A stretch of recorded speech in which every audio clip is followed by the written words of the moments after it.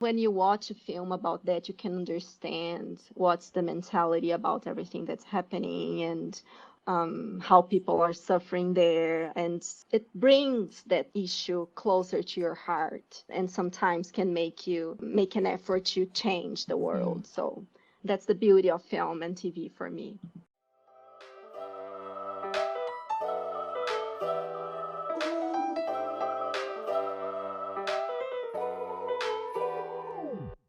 Hello, everyone. Welcome back to Backstory with BAYCAT. My name is Asha, your host, and today I'm introducing multimedia producer Lívia Campos de Menezes.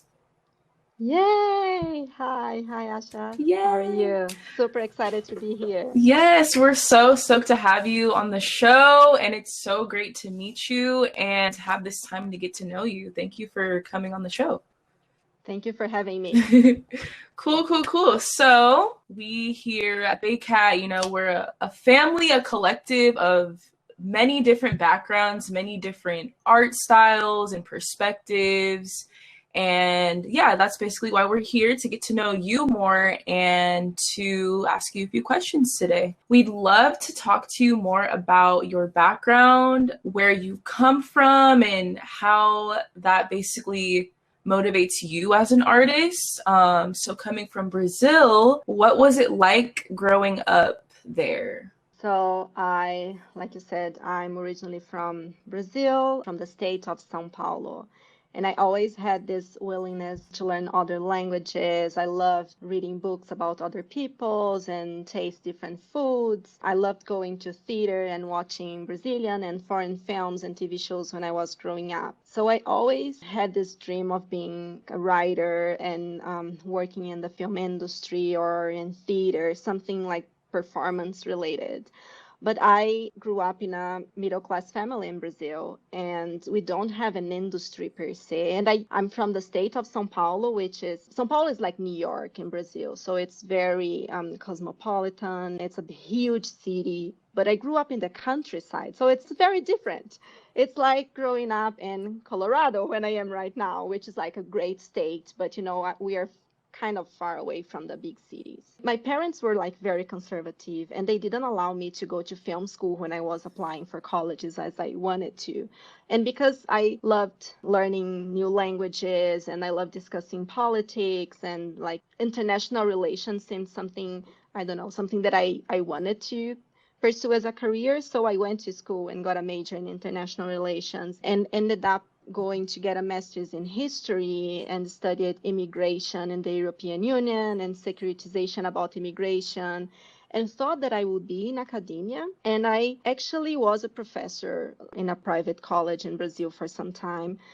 When the time arrived for me to apply for the doctorate program, I started reflecting and saw that I wanted new perspectives. So I said, I will have like a gap year or so and work in the private sector or something more foreign trade related, like international relations, but not in academia. And that completely changed my life. I worked for many years in operations and foreign trade and market research. And again, when I was like turning 30, I realized, my career is doing great. I've been promoting and like getting money, and now I can travel to the places that I dreamed about traveling to when I was a kid, but that wasn't fulfilling my life. Mm-hmm. So I decided to return to school to study screenwriting, to return to that writer part of me that I kind of lost in a way. And that's when I discovered creative producing. Okay. So long story short, I had like a very strange background that made me a more rounded professional in a way, like this academia part of me and the operations business background. I can put all of that in my passion for stories and in creating stories that I'm interested in producing. Right. So then finishing your academics in international relations and immigration, what was that moment for you specifically when you were like, you know what, I love this, but something in me is just like, I want to be more creative? Like I said, I was reading and writing about immigration and the issues about immigration. Like many states see immigration, and even here in the US, let's be honest, see immigration as like a problem and not like a human rights thing. So that was my theme in my master's, how we change this perspective. But then, okay, I wrote my thesis, and my thesis was like in a library, and that was it, right? And I always loved how films can travel much more than like, I don't know, a lecture. It's very academic related, and we tend to see ourselves like in academia, we are doing very good stuff. Of course, like they are the people thinking about solutions, but at the same time, sometimes they are not reaching the real people. And film and TV, they have this power. So you are in your living room watching a film, and sometimes it's like a comedy, right?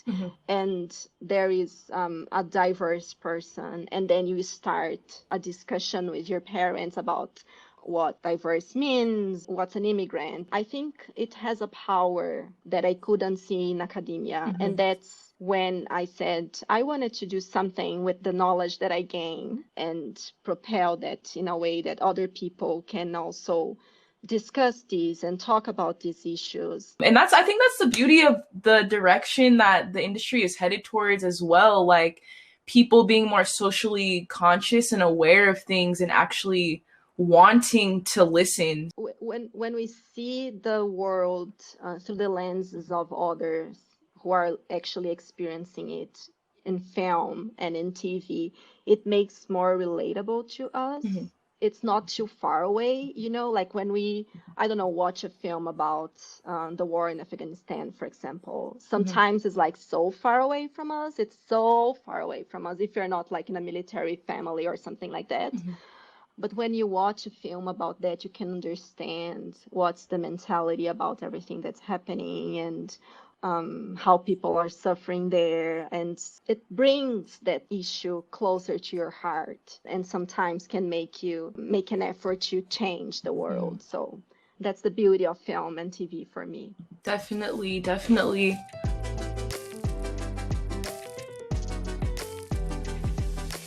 My family's from Barbados, and just like going there and then coming here, it's so obviously it's very different, but it's like the filmmaker in me kind of wants to like talk about the issues there and like relate that to the US and things happening here. So I guess for you, what are those like key differences you notice being from Brazil and moving to the US and having that background of international relations, the immigration, academia, and then now being a creative producer? What are those differences you've seen just in the two different realms of Brazil and US? For me, it was very interesting. You can see me, Asha. I'm pretty white. I wasn't a minority in Brazil in a way, right? So even though I was like middle class, I wasn't rich, my parents couldn't send me abroad when I was growing up. It's like a very normal kind of kid. I was privileged just because of the color of my skin, right? So it was the first time for me to be seen as a minority and to understand what that really means and to be like an immigrant. So even though I was like studying immigration for so long and I had this idea in mind, it was for the first time that I actually experimented what that meant. And it opened my eyes a lot for a lot of issues in Brazil, for example. Of course, I was studying international relations and I've always been involved in social causes. And I'm not saying that I wasn't aware of the issues that we had in Brazil, but like I was saying about film, it's very different when you experiment for the first time. So I think that I learned a lot about the place of voice, how to just listen. So I have like a lot of African Brazilian friends, for example, and I tended to see myself as very understandable of what they were experimenting growing up and everything. But now I think that I take more time to just listen and not saying my opinion about anything because I don't experiment anything that they experiment, that they live every day in their lives. So I think that I grow a lot just as a person. Another thing maybe less complex than everything that I'm talking about. It's just the way things are here in the US. For example, in Brazil, it's very, very common to make friends in your work environment. You are there 8 hours a day, right? Your friends are the people who work with you. And here is very different. I'm not saying that you won't find friends in your workplace, but it seems more difficult to, just because here is more practical, which is great also. Like, for example, in Brazil, we used to have lunch, 1 hour lunch every day, and then we had coffee breaks, and then we talked about it. It wasn't just small talk, but talk about life and dreams and hopes, and and when I saw it was like, I don't know, 9 o'clock, and I was in the office still. And here, no, I go to the office when I'm working in an office. We're not anymore, but Yeah. yeah, you you understand what I'm saying. We have small talk, but people are there to work. And then if you want to talk about life, it's like after work, go to a bar or something. So that was a big change for me, just to understand how the work environment function here compared to what I used to do in Brazil. Yeah. Wow, that's like a interesting perspective. And that should be talked about more, I feel like, as well, like just having that sense of connection with people in the workplace.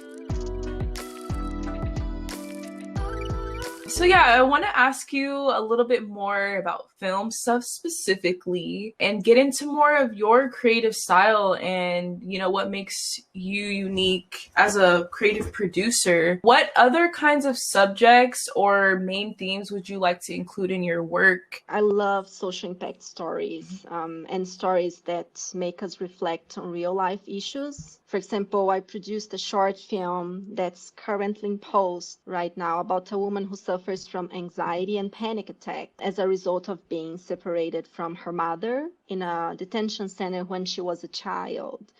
I produced another film that explored the gentrification in San Francisco through the eyes of a depressed man and used comedy to talk about all these issues.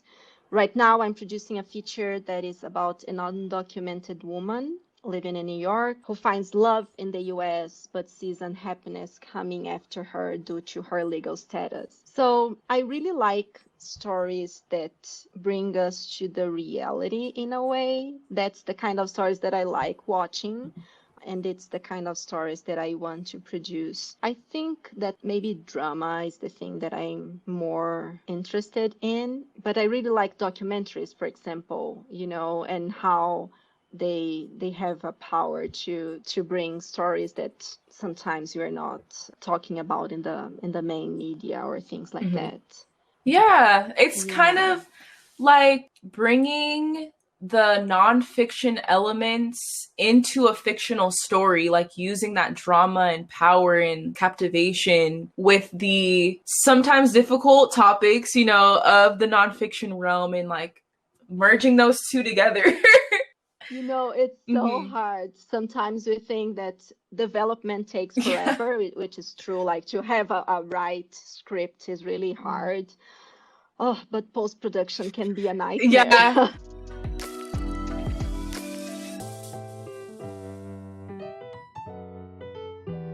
Has COVID like drastically affected your creative process? How's it been for you? Another thing besides this projects that I was talking about, I work a lot at film festivals. So that's the majority of the things that I do that brings money to me. So that changed a lot during COVID. For example, I was working as a film this year that didn't happen. So I was in the office and then they decided to cancel the festival and that was it. And I was like, oh. Yeah. But some festivals they had this time. So I was working, for example, at the United Nations Association Film Festival in October. And we started working in April just to put this film festival online for the first time. And it was very interesting because it's a very niche film festival. It's like only documentaries and it's the United Nations. So you can understand what are the themes basically that they are interested in. It's a lot of like social issues and women and LGBTQ. It's all about, the good causes in the world, for me at least. But It's in Palo Alto. It's a Stanford hosted basically. And it's the third year that I'm working with them. So it was for the first time, for example, that people from Southern California could attend, because sometimes it didn't make sense for them to come to Palo Alto, or like some filmmakers from Brazil or from Europe, they couldn't afford to come to the festival. But this time, because it was online, they could be there and participate in the Q&A sessions. Of course, it's not the same. You are not in like in a theater with people and seeing their reactions, especially for filmmakers. They want to see their films in the big screen, Right. and talk to other people about, their work. And it's a potential place to find collaborators or distribution companies or whatever.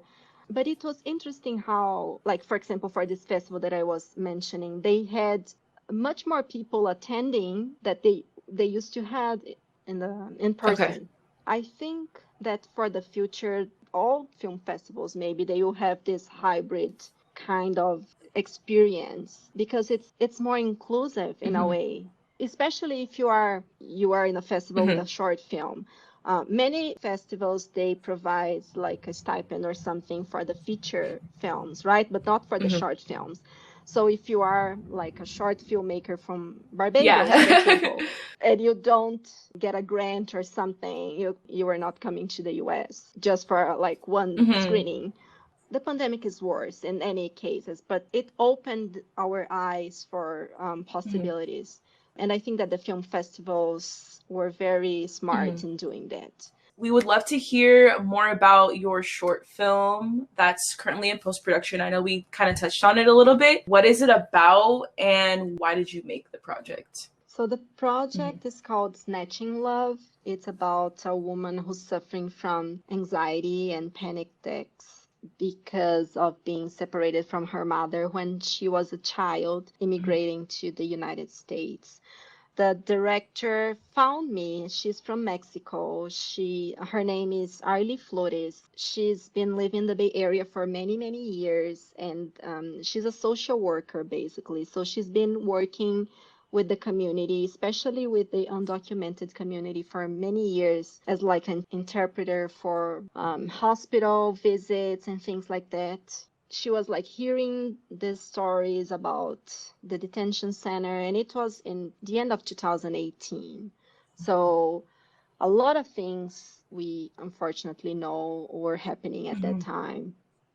And then she said she wanted to do something to talk about the issues and to bring to the light those stories that she was listening. And so she wrote this script, and we shot this in the end of 2018, beginning of 2019 in the Bay Area. We brought professional actors, but we also cast a lot of people from the community. So we built a detention center in the Bay Area, and it was like a very heartbreaking moment, because many people who were like backgrounds for us, they had relatives who were in a detention center. And as we shot the film, they were telling us stories about, their relatives who were in a detention center at that time, or who will be there, or who were deported or something like that. But yeah, I think I wanted to be part of this project. And her idea is to submit to film festivals, but also use the film as an educational piece. So to go to community centers like schools and churches, and to have screenings and then debates, bringing specialists to talk about the things that are happening and how we can solve the very deep issues. This is a country made by immigrants. Yeah, Almost everyone definitely. here came, sometime Right. in time. They were not here. The only ones who were here are suffering until today because of the ones who came and basically massacred all of them. So it's such a hypocrisy to say that people should go back to their countries or something like that. So her idea is just to bring this awareness of the issues that are happening, and then we should discuss as people, not as like Republicans or Democrats or liberals or conservatives or Right. whatever, but like as people, is it right to talk about an immigration reform. Yes, it is right to say that people should be coming here legally. Yes, but is it right to separate kids from their parents and put them in jails? No, that's not the right way to do it. So the film is about that. It was a very difficult film, and it was a very low budget film. It's a short film, so short films normally don't have a lot of money anyways, but it was like so beautiful also the way a lot of people came to help us. So like catering, for example, we got a lot of restaurants sponsoring us just because they wanted to be part of the project. They wanted to see this project alive. Like crowdfunding was kind of, I won't say easy, it's never easy, but people wanted to be part of it, you know. And the director, she's just a so wonderful human being that everyone wanted to help her in a way because she helps everyone all the time. So it was very rewarding, and I'm very proud of this. Thank you for sharing that. That's awesome.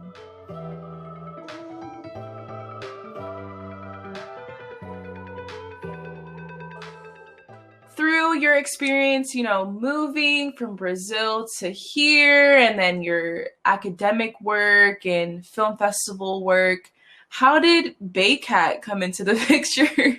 It was so, I mean, I knew about you guys since I moved to the Bay Area in 2018. I finished my MFA and my husband is working in fintech, so he was in the Bay Area already.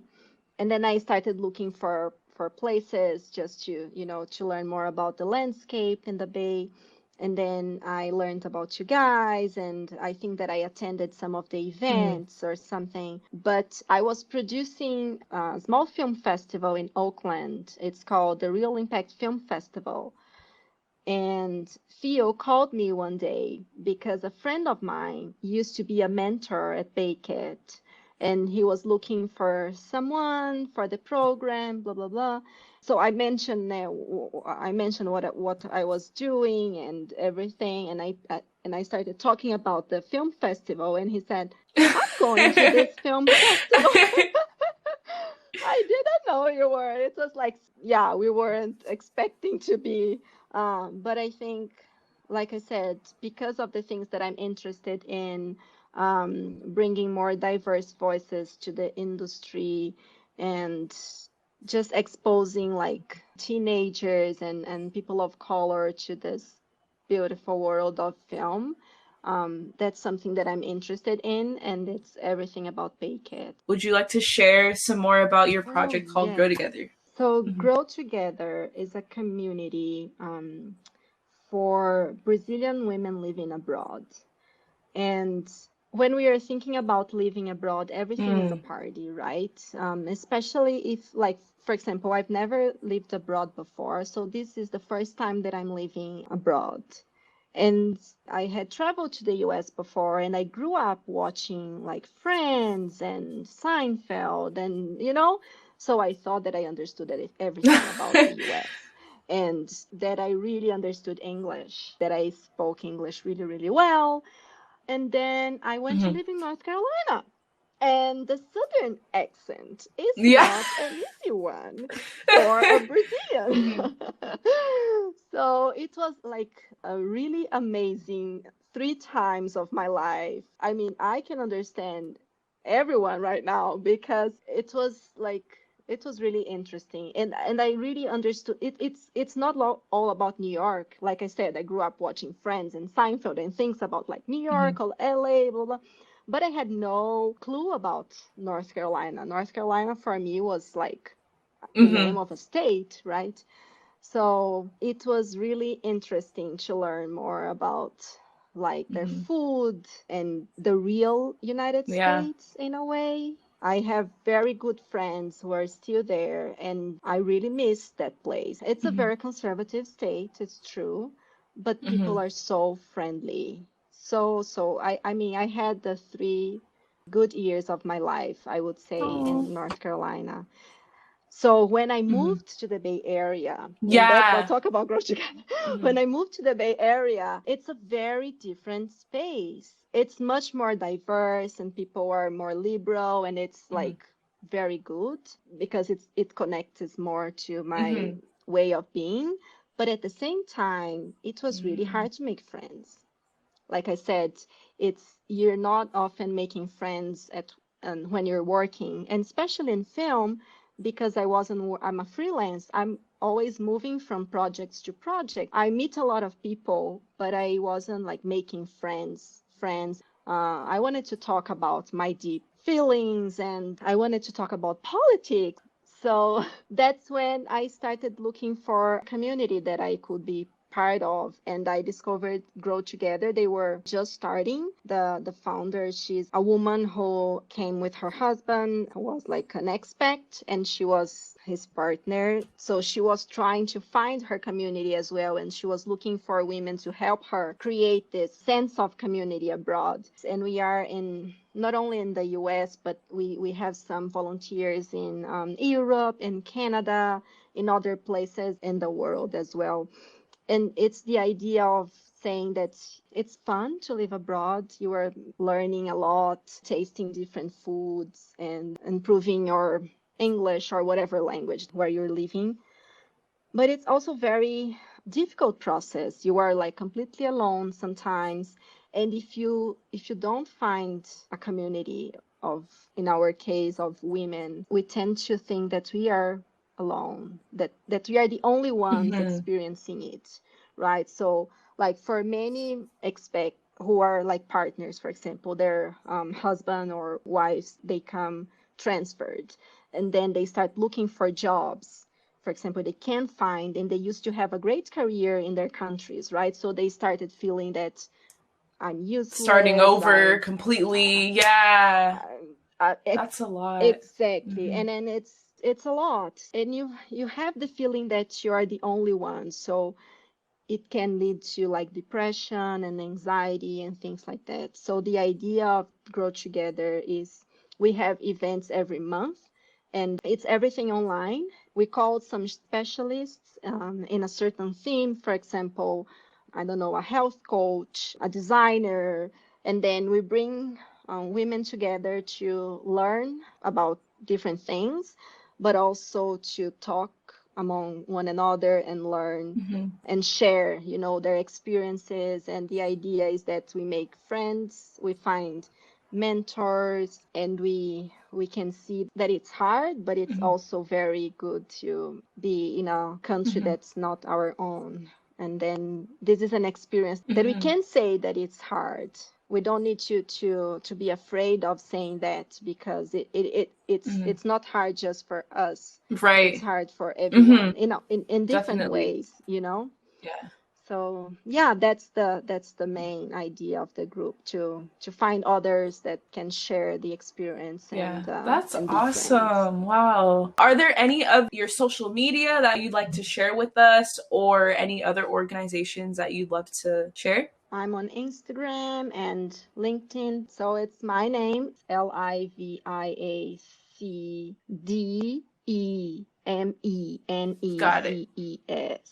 Cool. That's my Instagram. Follow me. I talk about my projects and the things I'm interested in. I write for a website in Brazil about films and TV shows that sometimes are not airing there, just because, for example, they don't have Hulu there. So some of their original shows I can watch here and talk about them and make them jealous about not being able to watch them. No, I'm just kidding. But yeah, if you can read Portuguese, you can read reviews about films. Thank you for being on the show today, and it was great getting to know you more and talking to you, despite the circumstances of COVID. Thank you for your time today. Thank you for having me.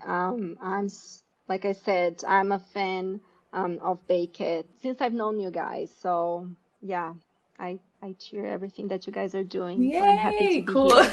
Thank you.